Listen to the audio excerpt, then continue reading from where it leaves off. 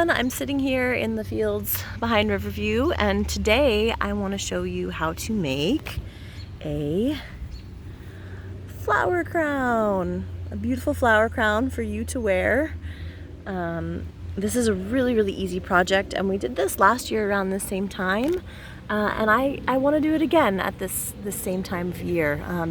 And part of the reason for that is, in my personal opinion, what's really wonderful about living a life in nature, spending time in nature on a regular basis, is witnessing its cycles and coming back to those cycles on an annual basis.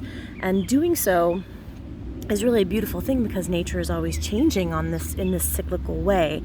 But it's also like coming back to yourself each year, at each moment, right?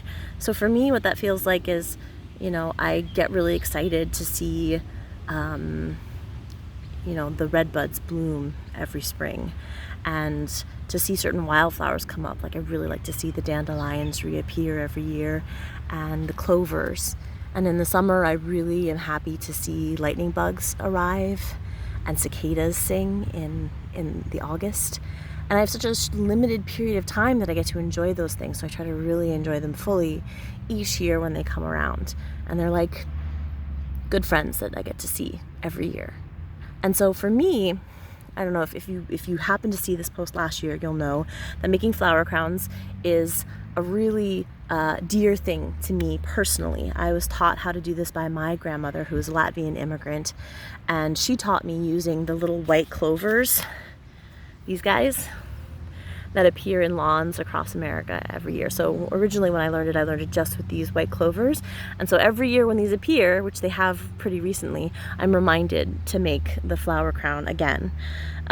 It's not just a spring thing. You can do it in the spring, and then you can continue to do it through the summer. There's so many wonderful wildflowers that happen in the summer. So keep making them, but I'm gonna show you how to do it now. All right, so here I have one that I already pretty much made. It just needs to be finished, which I'll show you how to do at the end, but this is what we're gonna be making. And this flower crown is made with dandelion, white clover, there's some red clover in here. I've got a little daisy in here, some false dandelion, a little bit of meadow buttercup. So you can see there's a lot of different kinds of flowers that you can incorporate.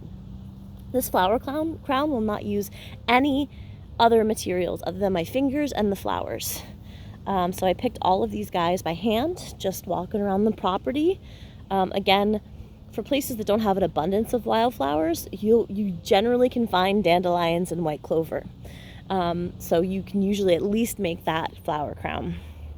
These are very easy to do, and they're really wonderful for kids because they don't require any other materials but their imaginations and their ability to pick flowers.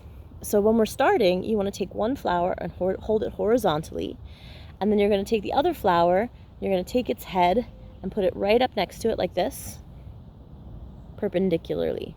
Okay, I did it. Hold on, let me show you it this way. Hold it horizontally and put this one up against it perpendicular to the other flower. Then what you're going to do is you're going to wrap the stem underneath and between the two flower heads like this, going all the way through, and then you're going to pull that stem back to meet the other flower. So what you can see it does is it creates this loop using the stem. And for that reason, when you're choosing wildflowers, you want wildflowers that have a really vigorous, flexible stem. Some wildflowers break. You can use those in your flower crown, but you need these vigorous flowers to be your base. So I'll show you that again. So here's another white clover. You hold it up against like this. You get used to it. You pinch it, you wrap it around and through like this, and then you bring them together. So again, I made another little loop right there. See that? Let's take a red clover, add that guy in. I'm going to leave this second head on here because it'll appear later down the chain.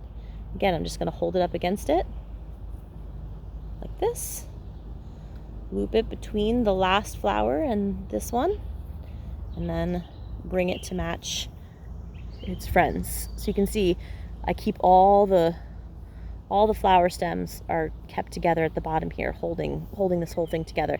So each time you're wrapping around all of these stems, so you're securing it even more as it goes along. Okay, now I'm going to add, this is a false dandelion here. See, it has a really thin stem.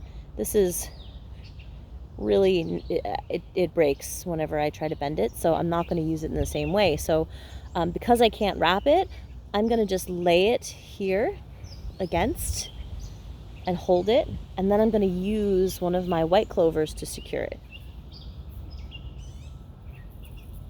like so. See? And now it's secured, and as I continue to wrap, that will just get secured in with all the other flowers. So that's how you can incorporate the flowers that are a little bit more delicate and that can't loop. Okay? Then, once you've made your whole thing, so here I have this is what it'll look like once you're done. You can kind of measure it and make sure it fits your head, right? I might go a few more flowers if I had the time, but I think that's pretty decent. So I know it's the right length now, so now I have to attach it one end to the other. So what I like to do is I like to pull them against one another like this, and then I use some additional flowers to bind it together and start looping the ends through the existing holes. So here I'll put one little clover in, I'll loop it on just like I did before, and then I'm going to take it and I'm going to start poking it through the loops that are already present on this flower chain so that it can kind of hook in to that.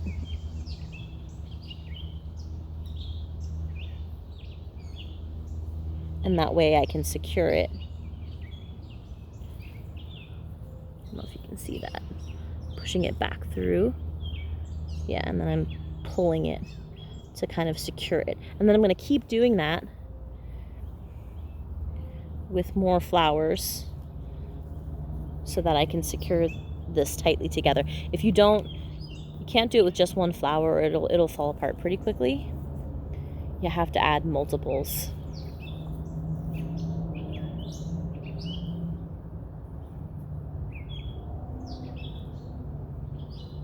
So I'm going to do a dandelion. And some of these little free guys that I have here from before, I can also loop them in.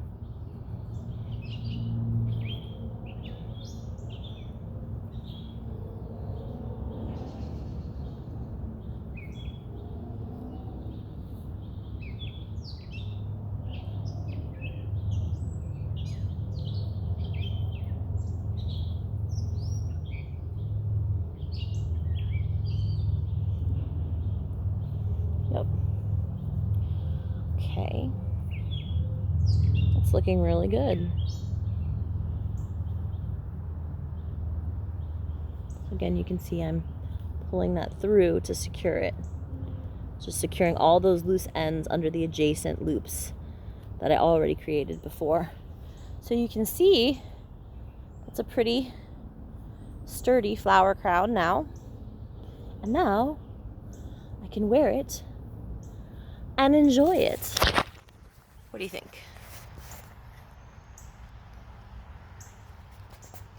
I hope you enjoyed this flower crown tutorial. I'll include some visual aids for you as well. Please let me know if you have any questions or comments, and enjoy being out in nature and picking these flowers. Bye.